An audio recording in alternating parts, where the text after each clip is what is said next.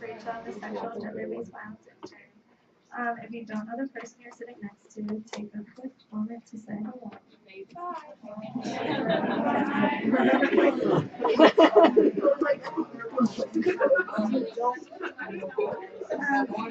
Okay,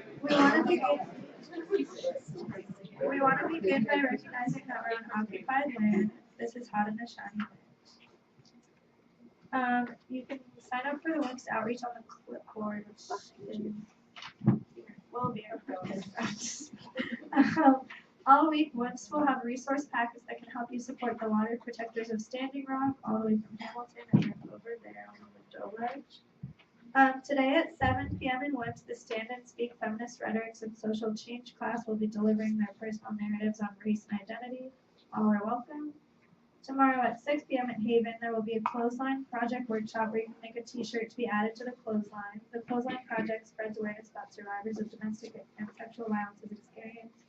Tomorrow at 6:30 at WMST, there will be a talk with Julie Carlson, a local midwife and feminist filmmaker. Food is provided. And Thursday, we have another brown bag led by students who attended the National Women's Studies Association conference. They will share their reflections on decoloniality. If you need to leave during the presentation, please do so respectfully so as not to disturb the presentation. Please clean up around you. There's compost and trash in the back.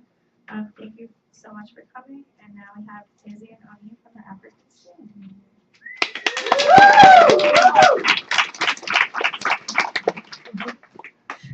Hi everyone, my name is Onyeka. I'm a senior, and so we're here to talk about our research that we both did this summer separately. And so my research was in Nigeria. The title is Mothers Make Kings and Daughters Become Queens, The Politics of Power in Democratic Nigeria. Hi everyone, my name is Isabel. I'm also a senior and an anthropology major, French minor. The initial title of my research when I was going in was Agency Under Oppression, the Rise of Pro-LGBTQ Initiatives in Ghana. So first we have a poll everywhere thing. Have you all done that? Tried that before? So we have one quick question and then we'll go into a video and then we have like a few questions and then we'll leave a lot of time for you all to ask us questions about what we both experienced.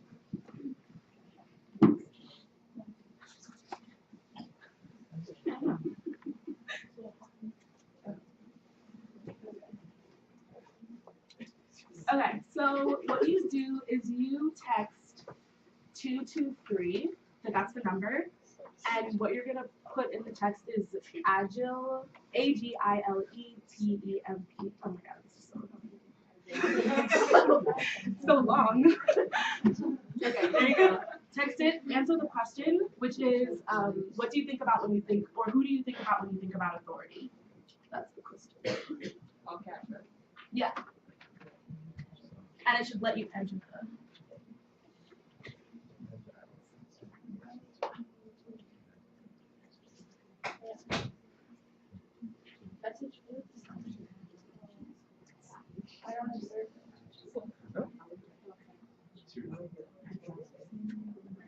The number you're texting is 22333. And then you put this to enter the poll. Oh, wait, do you text?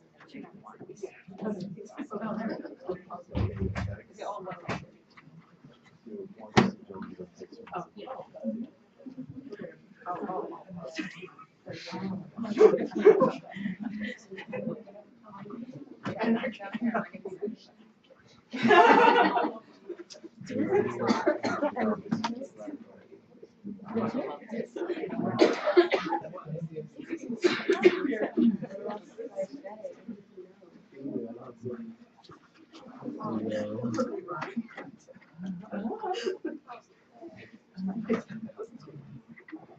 My dad.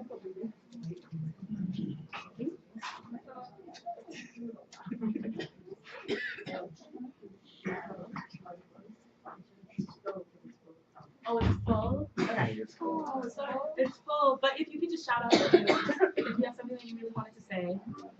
Money. Anyone else? My mother. Your mother. That's really good. Anyone else? Okay. And so And then I guess I'll ask my question traditionally is, what do you think about what do you, yeah, what do you think about when you think about sexuality in Africa? Just in general terms. For gender and sexuality in Africa. Or like, what are the stereotypes?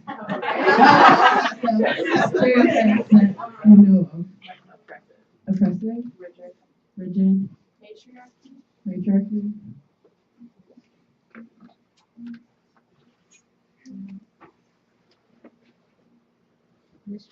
Punishment? Binary? I can add a few. Authoritative, patriarchal, heteronormative. okay. And so just to I don't want this mic. Can everyone hear me? Okay, great. So the importance of getting this was so that I could just ask you that, like, as we're going through this conversation, especially in pertaining to like my project, forget about all of these things, right? And that's why I thought it was really important. Like, forget about all of these things, because to some extent, a lot of what we like, yes, every place or most places are under a patriarchal structure, but those structures exist differently, and so like we need to break away from that in order to understand the ways in which Nigeria may be experiencing something, or Nigerian women may be experiencing something very different, right? And so how we think, what I found in my research, just to kind of like give it away, is that like authority is defined by the mother. And so that's what, mothers have legitimate authority in that society, right?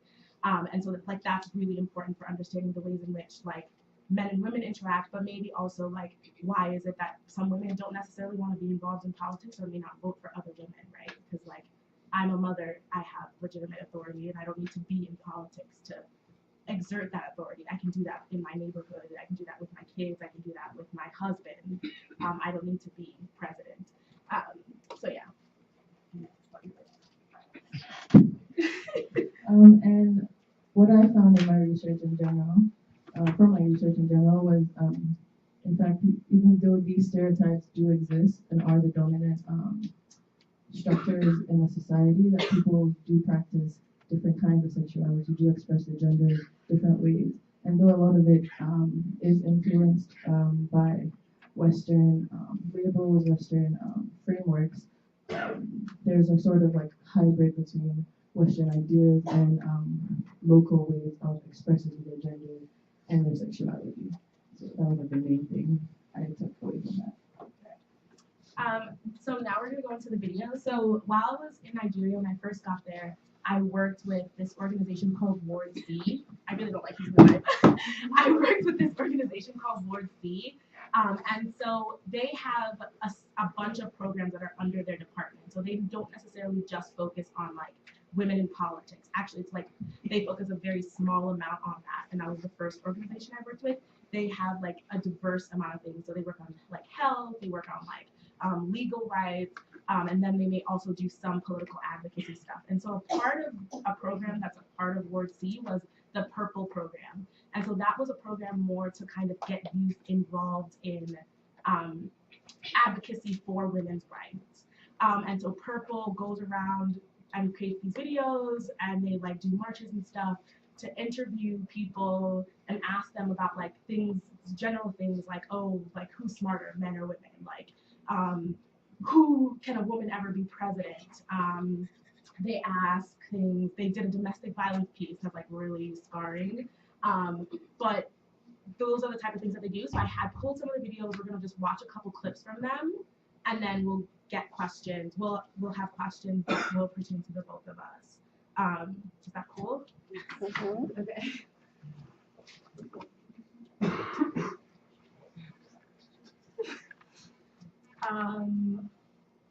So we're just gonna watch like a couple minutes of each. Sorry. I would say it's both There is some women you will see they are smarter than man, and there's men you will see they are smarter than women. So it's equal. It's equal. No, I don't believe because there is a difference. As a woman, I don't have power like a man. Women, they don't get sense, all of them. Man get sense. Man, they go find food for them, everything. Then they for house. They sleep, eat, sleep, go. Eh? Or see these markets now. Woman they work. They know their house they sleep, and they work for here now. So this one where they work here, they get sense. They don't get sense. They're supposed to go and marry. Abi? They're supposed to go and marry man. If they marry man, they just their house. Maybe just there for house. If they made no work, make money. A woman can do so many things at a time. A woman can be cooking. At the same time, she's breastfeeding her child. And at the same time, she can be mopping the floor. A man concentrates just on one thing. And that is the reason why the Bible said that I will give you a helpmate. I hope you're getting me. The Bible said I will give you a helpmate. It means that a woman is a helpmate. As in, without a woman, a man is not complete. You know, you get smart women. Sorry, you get smart women. You get smart guy is a guy, a man is a man, no matter what. Guy is a guy. But they get smart women, they get smart man. From my side, though, I smart though because I don't enter well. I too smart. Are you getting me? So people I'm coping with, moving with. People I'm moving with, coping with. I smarter than them. You smart. Better. I don't believe without saying that anything men can do that women can do better. It's not true. From my own understanding, and from the way we are here, women don't always go front. Man go go front, still come back. But woman, only front, as in only sweet things. A man always go. Man go think of sweet something. But remember say there's something bitter there. You know, sometimes now man have a sense, but man have a sense past a woman. Sometimes that maybe the women have a now. I don't know how to put the thing. You understand? You know, the world is not civilized. It is said that whatever a man can do, a woman can equally do that as well. A man is smarter than a woman. No, What do you think? they are equal. They're equal. Yes, it's just that his own thinking is above the lady. As in, this is how people take it. So that's it. Man get sense. Man smart past woman. Yes. Nobody say that they equal. No, they equal. So you really say man smart past. Man smart though, because the little things I can do, before I think twice, the man don't think well. Okay, who gets sense past? Who smart past, man or woman? Man. Okay. Wait, did you all get the gist of what they were saying? Yeah. Okay, so I don't need to break it down. That's good. Okay. And I'll I'll talk about that during the thing. So Okay for a woman to be a governor or a president? Let's see what the people of Nigeria have to say. Madam. Is it okay may woman be governor or president for this country? It's okay now. Ó dára now. Ìdí tó fi dára ni wípé kò sí tọkùnrin ṣe tóbìnrin ò lè ṣe. Ẹni tí Ọlọ́run bá wọnú ọkàn rẹ̀ tó mọ̀ wípé òun lè assist àwọn ọmọ Nàìjíríà láti lè ṣe kinní yìí tó máa dára. Tó bá jẹ́ pé obìnrin lè lọ fún toró ti mọ nǹkan táwọn obìnrin tá à ń fẹ́. Bọ̀tí ọ̀pọ̀lọpọ̀ àwọn ọkùnrin tí wọ́n lọ fún wọn ò rí táwọn obìnrin rò. Tí wọ́n bá ti bọ́ sórí oyè tán, tìbí ara wọn ni wọ́n ń ṣe, wọn ò ṣe tìbí Ọlọ́run ọba mọ́. So tó bá jẹ́ pé obìnrin náà bá lọ, tó bá jẹ́ pé tí Ọlọ́run bá wọnú ọkàn rẹ̀, obìnrin gbọ́dọ̀ bẹ́ẹ̀ sí pé obìnrin ẹgbẹ́ mi yìí ń sọ́fà. Èmi náà gbọ́dọ̀ assist ẹ̀, mo gbọ́dọ̀ wo nǹkan tí ó yẹ kóbìnrin ń ṣe tẹ́mi ò lè ṣe. So sorry, right. So the gist of what she's saying is that, because I'm not sure if y'all can read the text, is essentially that like women are the ones that like do all of these things and they have God in their heart, and so like if women want to be there, they should be there. But and they should, and that women have the capabilities to be president and to be governor. That's essentially what she's saying. And so what's important about what she's saying is like where that authority is coming from, right? So that authority doesn't come from like this kind of structured idea of like who has power, but it's coming out of like something about like mothering, right? Like what does it mean to have authority, and who has that authority, and where can that authority be like implemented? And so that's essentially what she's saying. And then this last one. And so this is why. So in the last video, what you'll notice is that like, yeah, some of the men were like saying something that you might not agree with. What's important is to recognize that these same men, in the instance that they talk about women in this like broad category, they would never talk about their mothers like that, right? So that is a big difference. They would never like say that my mother doesn't have authority, my mother doesn't like have power, because in that's the same man that's like saying, oh, like my wife is serving me, he's serving his mother, and like that's something that you will see across the board. And that's the importance of this last one. Because I want you to just listen to some of the answers. So the question that they asked is, who hashtag is that amazing woman in your life? Is it your mom, your auntie, your grandma, your side chick? I'm not judging. But let's see what people in Nigeria have to say. Who's that amazing one in your life? My wife. Why? Because I love her. And what she's doing just makes me amazing always. Every day of my life. My wife is number one. My sister is number two. What do you call your wife aside from her name? I call her my drum. What about your sister? Babe. My aunt. Why is your aunt an amazing woman in your life? Because she's my mentor. She has done a lot for me. She's been like a mother to me, and she's always there for me anytime I need her. Alright, Chairman, tell me about that amazing woman in your life. The amazing woman in my life, I want to be my mom. But she's so amazing. To the extent that I can only take a bullet for her. You can take a bullet for? Yes, I can take a bullet for her because she has tried, she's one that gave birth to me. She raised me, with discipline and respect. She shows me how to, to stand when it comes in terms of challenges, She's she's inspirational to me. She's everything. She's what you call a Christian mother. A mother who goes to tell you when it's right and when it's wrong. When you get it wrong, she tells you you're wrong, and when you're right, she gives you the thumb up. The best woman I ever seen in my life. Not to even talk of the wife I'm gonna get married to. That I don't know her yet. My mom, I've known her right from time, and she's the best. She's a very nice woman. She's scary, and again, I really love her so much. She did so many things for me. So to me, and so I'm trying to make things happen so that I can also bring her up. She gave me all the things I need, and she brought me up in the godly way.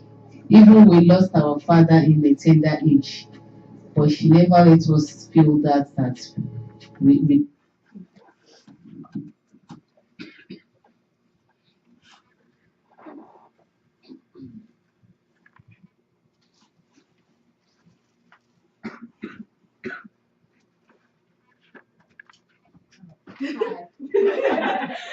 So I guess my first question is, what inspires you to do this research?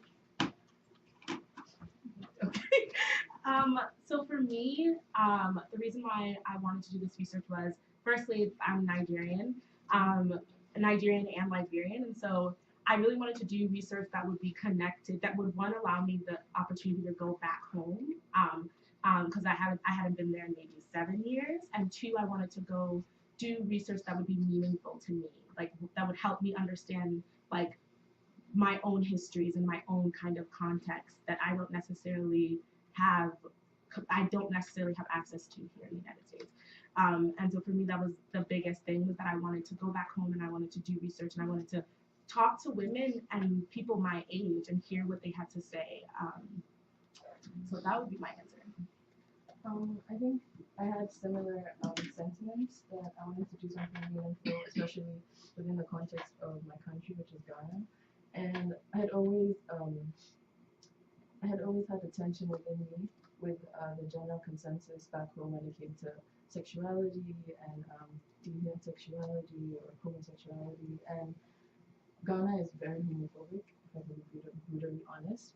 It may not be as violently homophobic as Uganda or Kenya, like the laws that are, there may not be like laws in place that are actively repressing homosexuality, but then within the culture, within like personal spaces, within like people's homes, within people's minds, there's like a strong, very strong homophobia. And I just generally wanted to pick at that and like what I said before with stereotypes, I wanted to see if the stereotypes really did hold across the board. And then recently, my mom works in development consultancy back home, and she recently engaged with a lot of foreign organizations with a project that was meant to address homophobia in Ghana, especially on the level of legislation. And so through that, she got into contact with a lot of organizations which up until that point were covert or underground. And from hearing her stories and like hearing more about these organizations and these people who work with these organizations, I realized that truly there's like almost like a network of LGBTQ people underground that exists, especially in major urban areas. And so I wanted to do my research on that, specifically on LGBTQ advocacy and how this advocacy plays out in the community back home. So, yeah. Can you talk about some of your methodologies? Okay. So I okay, in terms of methodology, I would say that just I guess like structurally, I went through two women's organizations. So I was based both in Lagos and in Abuja. And Abuja is the capital. And so first I went to Lagos. I was there for maybe a month and a half, and then I went to Abuja for the last half. And so essentially I went through women's organizations. Both organizations, Ward C is in Lagos and Ward C is in Lagos and NTWA is in Abuja. And so what they try to do, so I talked about Ward C earlier, so they do a lot of different types of advocacy. And in Abuja, NTWA only focuses on politics, and it's run by this really cool lady. She's like the bomb. But it's really interesting because it's mostly men that work in the office. So that was something that I really thought was interesting when I was there. So I went through them. They have these programs that they run with youth, and so through those programs, I got access to some of their mentees, and those are a lot of the women and men that I interviewed. When I was in Lagos, actually, I didn't immediately get access to the organization, and that's like something that you learn with research. Things don't go the way that you plan, and it's really frightening. And so anyway, I was initially supposed to go through this program called NYSC, which is something that it's almost like the Peace Corps, but it's something that in Nigeria, once you graduate university, if you want to get like a good job, you have to dedicate a year to the country. And so everyone goes to this camp. All the young people end up at this camp. And so I was initially supposed to go through the camp to do the research. It didn't really work out like that. I met like one person who was in NYSC, and so she connected me to a couple other people who are in NYSC, and then they connected me to like people in their neighborhood. And so those are the only people that I had that were outside of women's organizations. There weren't that many, but like they did bring a perspective to my research that I think that in the future I would be more aware of. I interviewed 30 people. The majority of those people are young women. The other half, like 10 of them, 9 of them are men. The the most of the respondents, I believe, are Christian identifying. Maybe around 20 of them, or 18 to 20 of them, are Christian respondents. The remaining half are Muslim respondents. And so and I'm talking a lot. So another key part is that in Nigeria there are 3 dominant tribes, and this dominance is based on like majority in terms of numbers and who has continued to hold power since colonialism's end, right? And so there are 3: Igbo, Hausa, and Yoruba. And unfortunately, in my research, I was unable to interview Hausa Muslims, even though I was in the north, right? In Abuja, I was in the north. I didn't get access to that because I think that comes with a lot of notions that people have about the north, and that like Hausas are the one that dominate really, but there are actually a lot of really small Muslim tribes that dominate across, and I didn't expect to run into that when I was there. And so a lot of my Muslim respondents are none of them are Hausa. Most of them are from smaller tribes like Ibira or like Ibira. So those are a lot of, so that would be another thing that I guess someone like an academic, if they were going to pick apart my paper, they'd be like, oh my gosh, you didn't really have a lot of different people. So I didn't have Hausa respondents. It's unfortunate. But what I would say is that across the board, and this is a generalization that I can make, though like people may practice roles differently because of like cultural beliefs, there is an underlying understanding about like there's an underlying understanding of who is supposed to, in some cases, always have, or there's underlying understanding of stereotypes. That's what I would say. So like across the board, there's an underlying understanding of stereotypes. Those stereotypes may manifest differently. So my research is couched in anthropology. So the main methodologies that come from anthropology are ethnography, or ethnographic research, and interviewing. So before I got to Ghana, I selected 2 organizations who I know primarily come into contact with LGBTQ people. And these were the Center for Popular Education and Human Rights and the Solis Brothers Foundation. So Separate, which is the first one, primarily does health intervention in LGBTQ communities, particularly with HIV/AIDS, combating HIV/AIDS. So what they do is they go into communities and educate. We call it peer education. They educate people on contraception, safe sex, how to access antiretroviral drugs, and also how to live with the stigma, or engage with the stigma that comes with HIV/AIDS. And the Solis Brothers Foundation is a fairly new organization that was born out of Separate, and they deal primarily with LGBTQ rights. Because the people who founded the organization are LGBTQ identifying people, and they saw the need for addressing issues in the community that don't necessarily have to do with their sexual health or with HIV/AIDS. They wanted to create a resource for LGBTQ people to, they call it education, empowerment, and access to justice. So anything that has, and addressing things that, other aspects of the LGBTQ identity or other aspects of living in Ghana as an LGBTQ person. So yeah, I decided to volunteer with these 2 organizations over the course of the summer, and then through this volunteering, pinpoint key people that I could interview for my research. But then when I got to Ghana and I met with these organizations, I realized very quickly that they weren't necessarily as organized as I had expected, or they didn't necessarily have projects that they were doing during the course of my stay in Ghana. So I had to, rethink how to get information. So then I decided to volunteer anyway with these organizations and just, observe how they work, which kind of communities they target. And then I also, focused more on interviewing. So then I identified key people, not only in these organizations, but key human rights advocates across the board and back home. So I did my research in Accra, which is the capital, And the thing about LGBTQ advocates is obviously they can't come out to say I'm an LGBTQ advocate. So many of them, not hide, but many of them use the label human rights advocate and then work through that.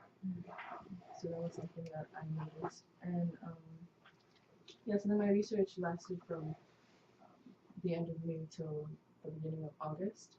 And it was primarily volunteering with these organizations, but then I was also invited to like the bars that they hang out in. They usually meet in houses on like every weekend. Yeah, so then I was sort of welcomed into the community, the LGBTQ community, and through that I was able to form connections, what we call in anthropology form a rapport with many LGBTQ people, and then that's how I got information that I needed. So how did just a quick question. Yeah. Did you work with men and women equally? So the way LGBTQ advocacy looks like now in Ghana is, even though recently they've become aware that they need to address other identities too, there are various factors that come into play, which is of course Ghana is still very much a patriarchal society. So many of the people who engage in LGBTQ advocacy, who have the power in LGBT advocacy, are gay men. So a lot of my interactions were with gay men or trans men. But then I did engage with a few trans women, one or two lesbians. But then I found that many of them, when there were meetings or peer education initiatives, many of them didn't come out to participate in this for various reasons. But it is something that I would say that these two organizations are starting to realize is a problem or are actively trying to address. So how did both your family and other community members respond to your research? Okay, so my family thought it was a joke. So I went to Nigeria and like my family members would like ask me questions about my project, but then they'd be like, but then like what is gender? Like leave that nonsense. Like men will always be in power. Like it's not even about gender at this point. Like some people will tell you, like some of my family members will say, like it's not even about gender. The country's in trouble. Like what are we gonna do? Like women aren't the answer to the trouble. So at that point, it's like, what are you like? So it was hard at first. Like I really struggled in the beginning. Because I was like, I came here, I thought I would have some of the support of like my family members. So they supported me by like letting me stay in the house and all that stuff. But like they didn't support the project, and so I would always get into conversations with like my aunt or something, and she would say something that would really piss me off, and then I'd have to go upstairs. So because it was hard, and so that's something that I guess like I've had the opportunity at COVID to think about is like checking your own kind of ideas about things and checking your own privileges about things.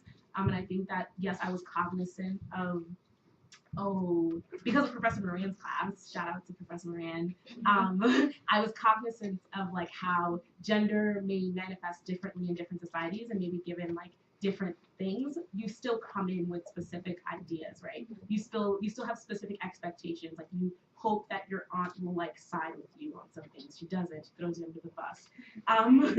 So that was something that I really felt like I had trouble dealing with.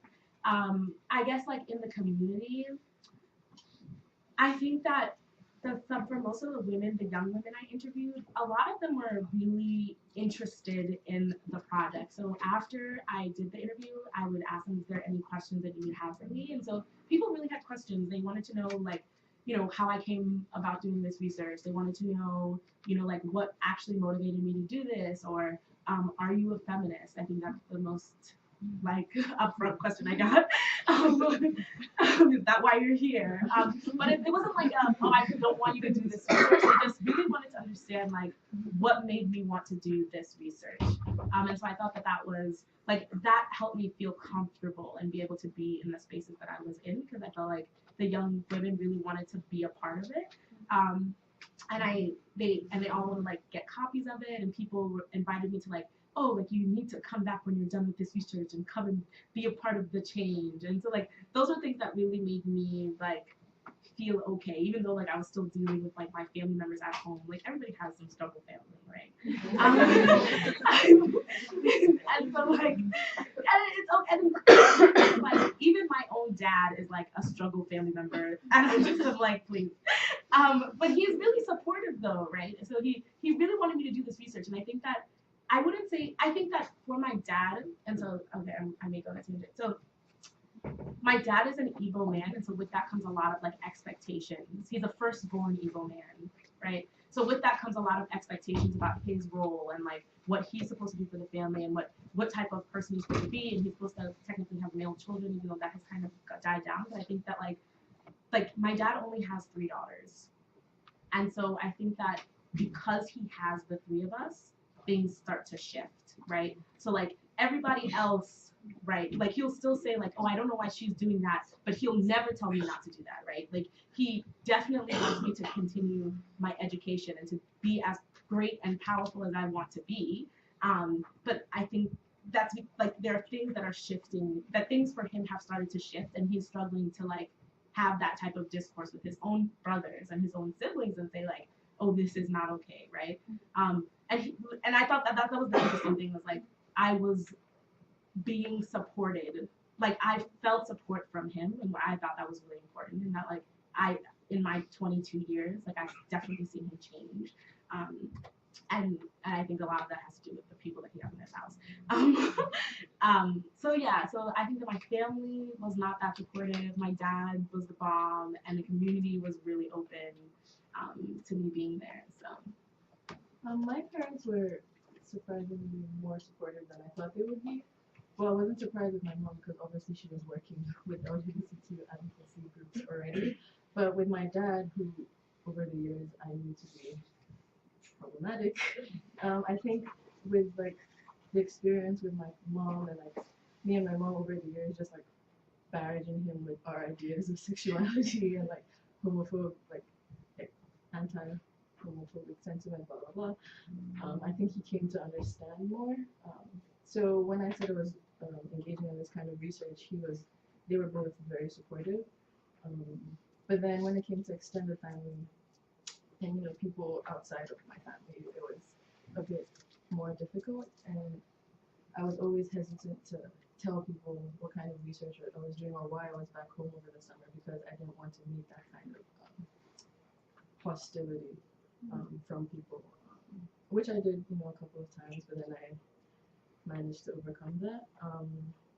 But then I think what played a lot into people generally accepting that I was doing this research was that I was studying abroad, was studying in America, because that's the kind of stereotype that they attach to people who go out of the country to study abroad is, oh, you become Americanized, or oh, this is like Western influence that's like making you do these things. So we understand that. Like, we may not necessarily agree with what you're doing or think what you're doing is valid, but then you've chalked it up to you being influenced by the West.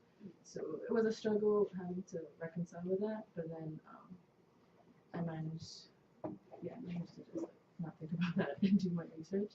But I would say that the LGBT community was very receptive of me, and I think one of the main reasons, especially when it came to the advocacy groups, was this need to tell their stories, or this need to gain allies or to gain support from, outside of their communities or their network of allies.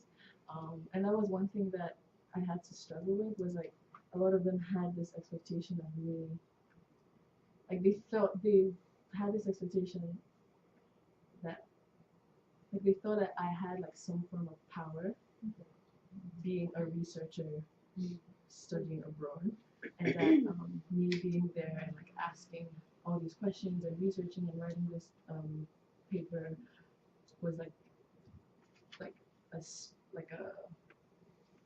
like some kind of like support for them, or like a means for like more greater support from them from outside. Like there was this one line who's like, we hope that when you go, you like tell your story and like get donors so that more donors will come in and like support us. And I just felt like so overwhelmed and like this sort of like pressure to like do something that's more than just my thesis research.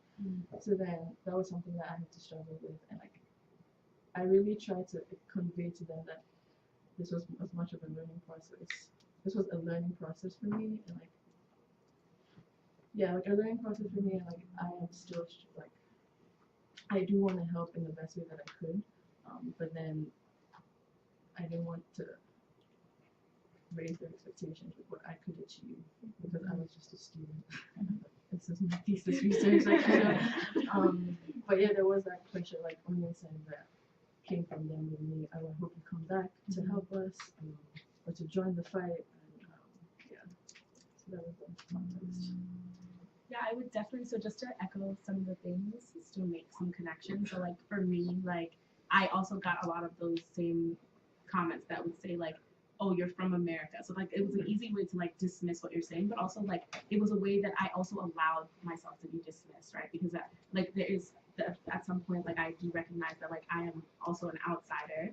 Like I told Isabel earlier, like I'm an insider outsider because like yeah, like partly like I am a part of this community because of my family members and because of the way that I've been raised. But like I'm also not a part of the community because I live in the United States and I've moved here for the majority of my life.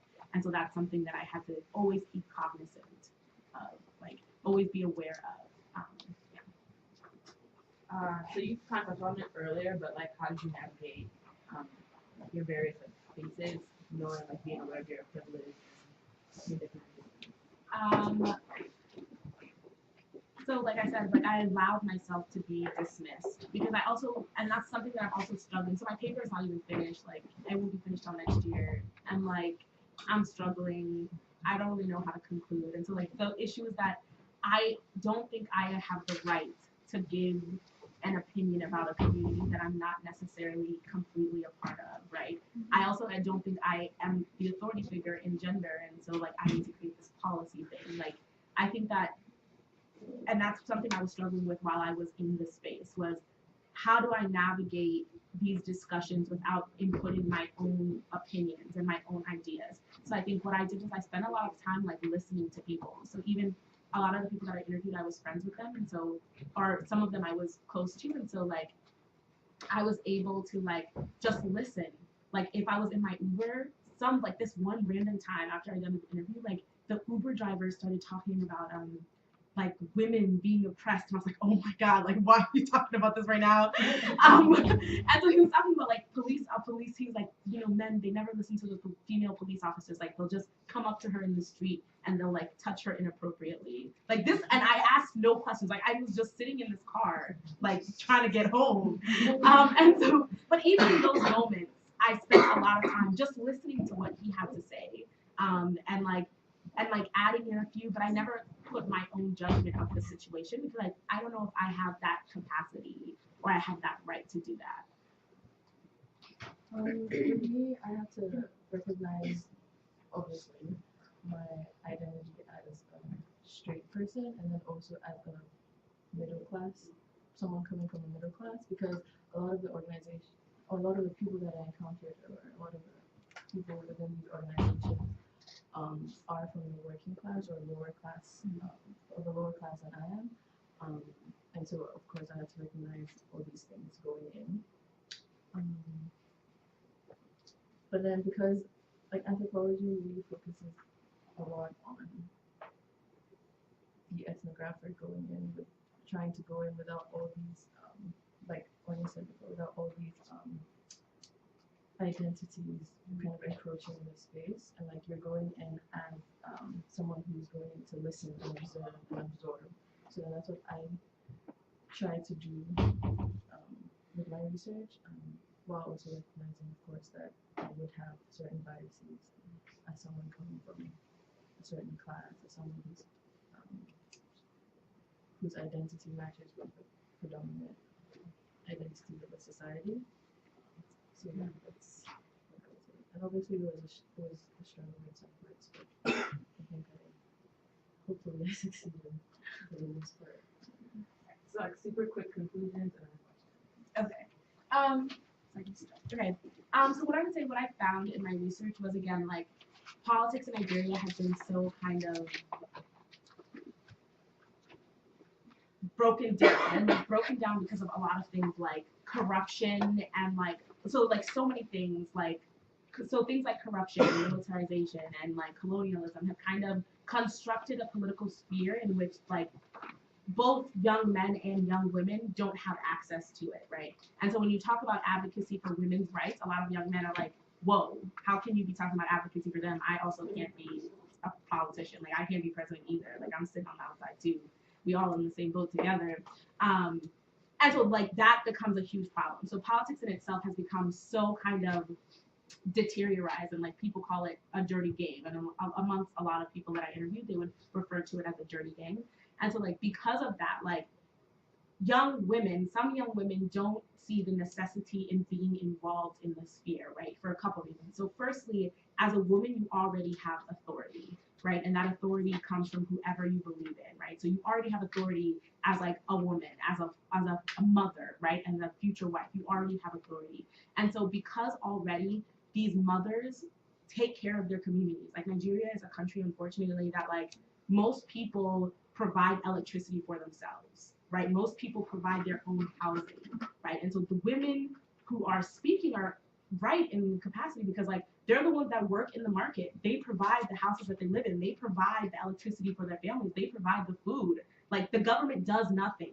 And so like you find that in the interviews, like what is government? Like why would you even want to be a part of something like that that doesn't do anything? You already do that. And so that's part of the disconnect, right? The other thing that I would say is that like women also find authority in being support. And I think that that's something that's different here. Like in the United States, we think about power as like always being over someone else, right? Or always being in competition with someone else. Where like in Nigeria, there is this idea that like help is authority and help is legitimate. And like being support, right? So for some people, they will define it, even the women in the organizations, right? Will say that like, I am the neck and he is the like head, or like I am I want to be a kingmaker. So the kingmaker is just as great as the king. And so like that is how they understand like the possibilities. And for a lot of these young girls, like what they're saying is, oh, like it's not equality, right? We're not talking about I don't want to be equal to a man. That's some of the things that you'll hear. But like what I'm saying is I want to have the opportunity to do things while still ascribing to specific ideas, right? Like I can still be a kingmaker and still like work hard and not have to worry about being like abused by my husband and things like that. Like they want to have the same general opportunities without like giving up specific identities. And I think that that is a good like that's something that could happen, right?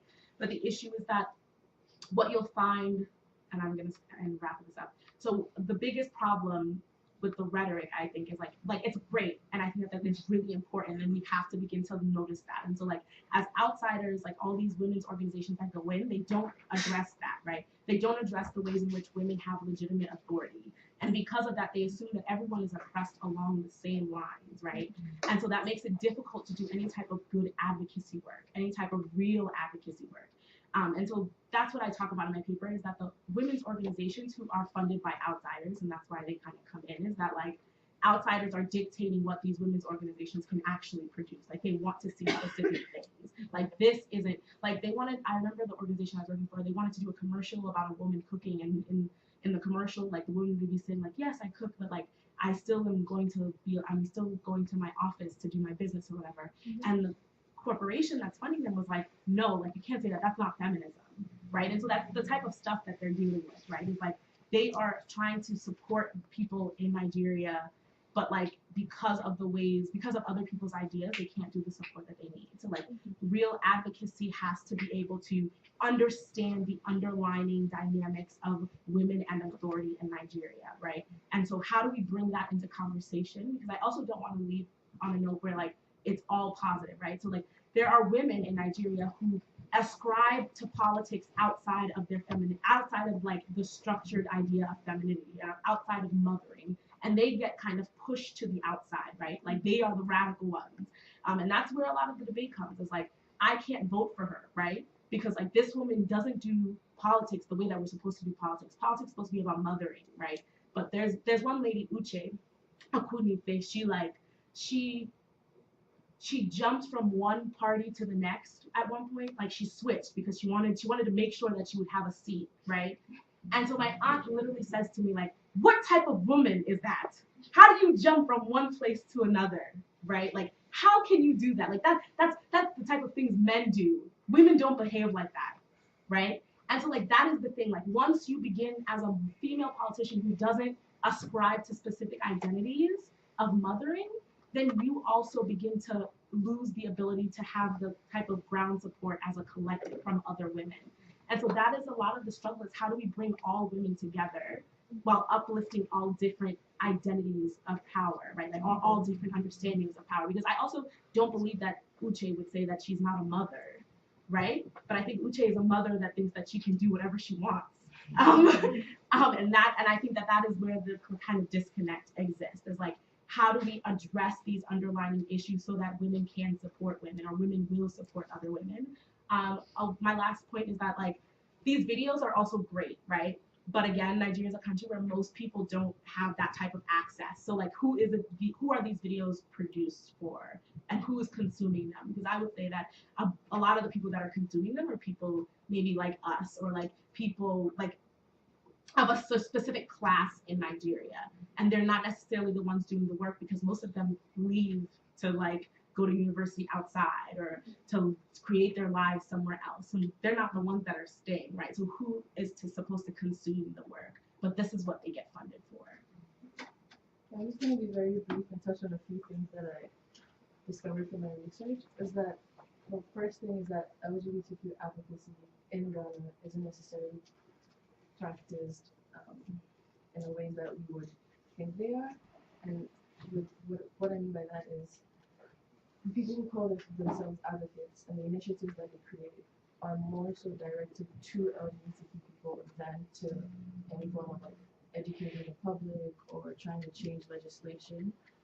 As of now, they talk a lot about empowering the LGBTQ person, educating the LGBTQ person, but then what they mean by that is like getting the LGBTQ person to recognize their identity and to draw strength from their identity and to draw strength from other LGBTQ people. So then you would find that a lot of their initiatives have to do with getting LGBTQ people together, like I said, with the gay bars and like the house parties and things like that, educating LGBTQ people on their rights as Ghanaian citizens, on how to go to the police when they're discriminated against. They provide paralegals in case there's something. Paralegals in case of like issues that have to do with the law.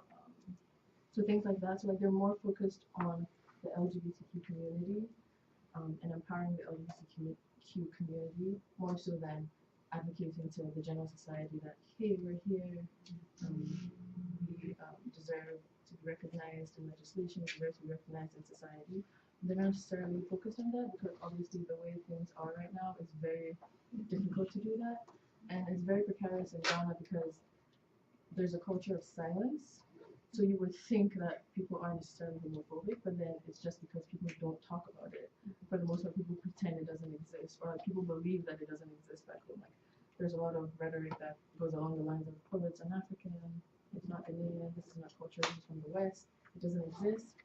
And I found that like when I was speaking to relatives as well, and they, like when they say, what are you doing? I'm like, oh, I'm studying LGBTQ people, and they'd be like, they exist here? And I'm like, yes, they do. And like, a lot of them are shocked because to them it isn't like a Ghanaian concept. So then, yeah, but then LGBTQ advocacy in Ghana doesn't necessarily focus on that right now because they feel that it's a very precarious situation where if there's even a hint of, you know, a rise of LGBTQ people, or what they would see as like an attack on the values, the Christian, cultural, traditional values of Ghana, there would be a huge backlash, and that would be a detriment to the fight in general. And then the second thing is what I found most interesting was the idea of LGBTQ community didn't exist back in Ghana 6-7 years ago. Like there was no idea of a community because many of these people didn't necessarily identify as LGBTQ, or because of the culture, the homophobia and the culture of silence, they chose to be silent about how they felt, about their sexuality or their gender.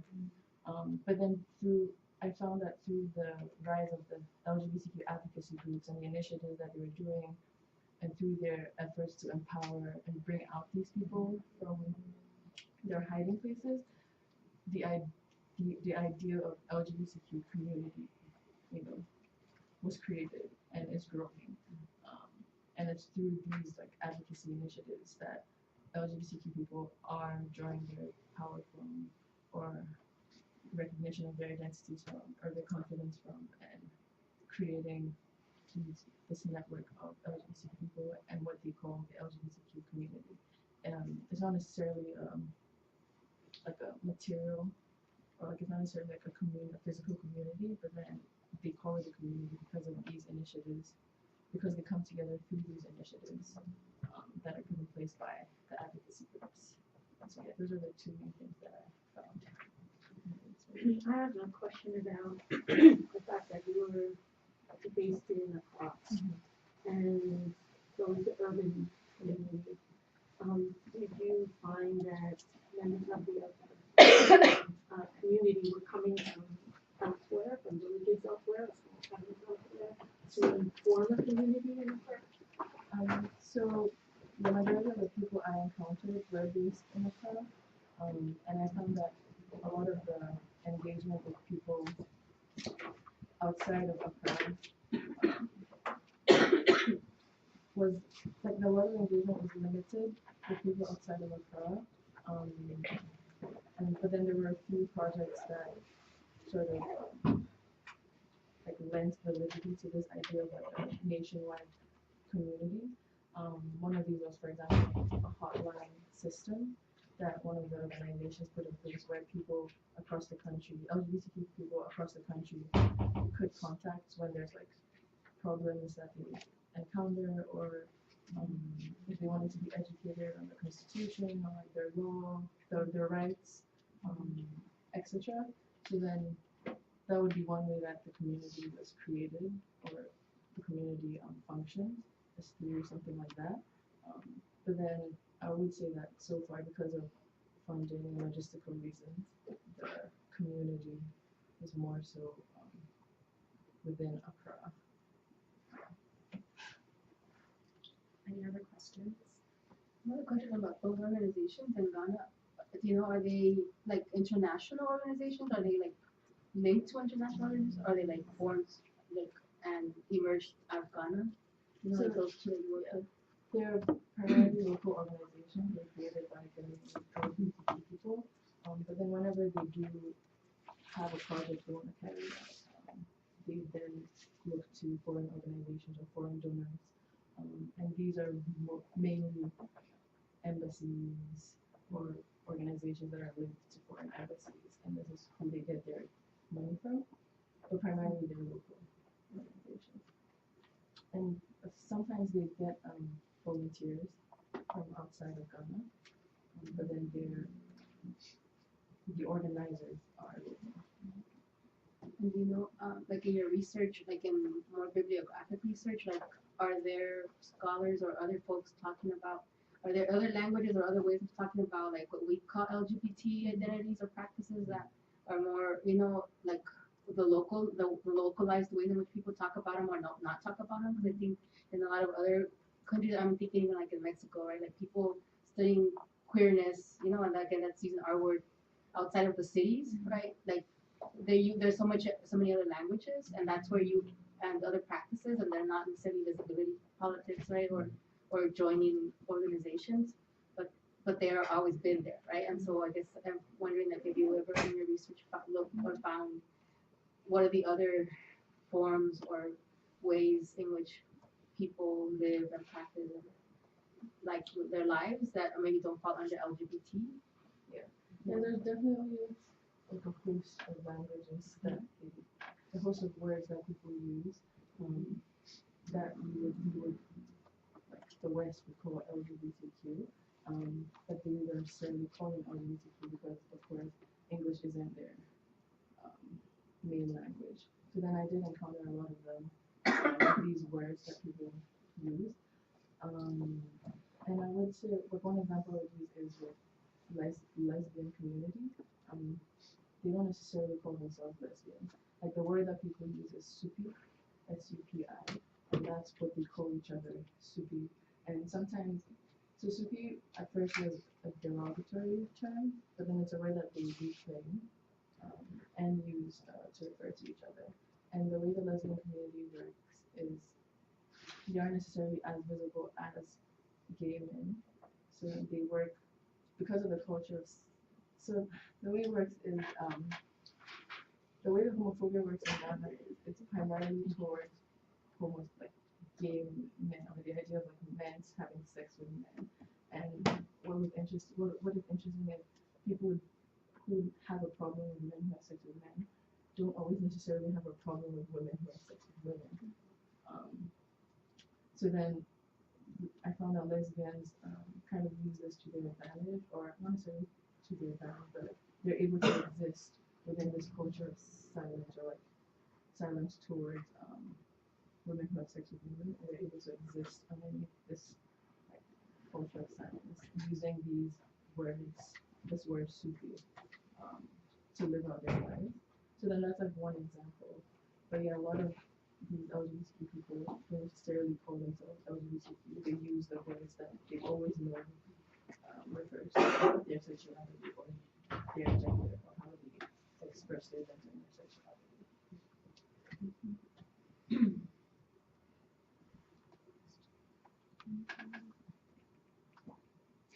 Thank you. Oh, one question. My question is for Anya. So when you were interviewing them, did they have like anything to say about like feminism from the West, or like what a woman is, especially in the U.S. context? I think. Sorry, can you say that? So when you were interviewing them, like what you said about the commercial with the woman wanted to say, I can cook dinner, then go to my office. Did they have any critiques of what feminism or womanhood looks like in the West, specifically the U.S.? No, but what they did say, or what I remember specifically is one of the interviewees saying like I'm not oppressed, right? Like midway through the thing.